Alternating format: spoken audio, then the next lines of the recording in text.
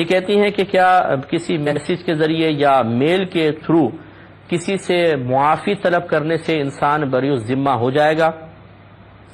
دیکھیں یہ طریقہ کار بالکل غلط اب ہمارے ہاں رواج پا رہا ہے کہ ایک آدمی دوسرے پہ زیادتی کرتا ہے، اور پھر یہ جیسے ایام آ جاتے ہیں، کوئی شب برات کے آ گئے، شب معراج آ گئی، رمضان قریب آ گیا، تو میسج خالی کر دیتے ہیں جی مجھے معاف کر دیں جتنی میری کوتاہیاں ہوئی ہیں، اللہ تعالیٰ آپ کو جزائے خیر عطا فرمائے۔ بعض دھمکیاں دیتے ہیں، اگر آپ مجھے معاف کر دیں، اگر معاف نہیں کریں گے تو بروز قیامت آپ کی گرفت ہو جائے گی۔ واہ بھائی واہ، مجرم جرم بھی آپ نے کیا ہے، اور پھر اس مظلوم کو بیچارے کو آپ بلیک میل بھی کر رہے ہیں۔ تو یاد رکھیں یہ معافی مانگنے کا طریقہ نہیں ہے۔ شریعت نے معافی مانگنا رکھا ہی اس لیے ہے کہ جب آپ کسی پر ظلم و زیادتی کر لیتے ہیں تو نفس سرکشی اختیار کرتا ہے، تبھی ایسا ہوتا ہے۔ اب نفس کو ذلت بھی محسوس ہونی چاہیے، اور ذلت اسی وقت محسوس ہوگی جب آپ سامنے آ کر معافی کے کلمات اس کے سامنے کہیں گے۔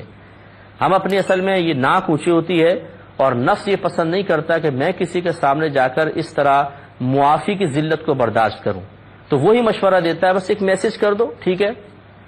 سامنے معافی مانگنا اور میسج پہ معافی مانگنا زمین آسمان کا فرق ہے، میل پر معافی مانگنا زمین آسمان کا فرق ہے۔ ہاں اگر ایسا ہے آپ باہر کے ملک میں ہیں، وہ دوسرے ملک میں ہیں، جانا ممکن نہیں، ملاقات ممکن نہیں، تو پھر بھی کم از کم کال تو کر سکتے ہیں نا۔ 50 لوگوں کو کال کرتے ہیں تو کال کر کے پھر معافی مانگے، اور اگر کال بھی نہیں ہو سکتی مثال کے طور پہ چلیں پھر اس قسم کے ذرائع اختیار کر لیں، ورنہ کال ضروری ہونی چاہیے تاکہ آپ اس پہ بولیں، سامنے لائیو اس سے معافی طلب کریں، یا انٹرنیٹ پر اگر آپ ہیں جیسے نامحرم کو کوئی مسئلہ نہ ہو، لڑکی لڑکی سے، عورت عورت سے معافی مانگے، مرد مرد سے مانگ رہا ہے، تو اسکائپ وغیرہ پر سامنے آ کر معافی مانگے تاکہ نفس کو ذلت کا احساس ہو اور سامنے والا خوش دلی کے ساتھ پھر معاف کرنے کی طرف مائل ہو جائے۔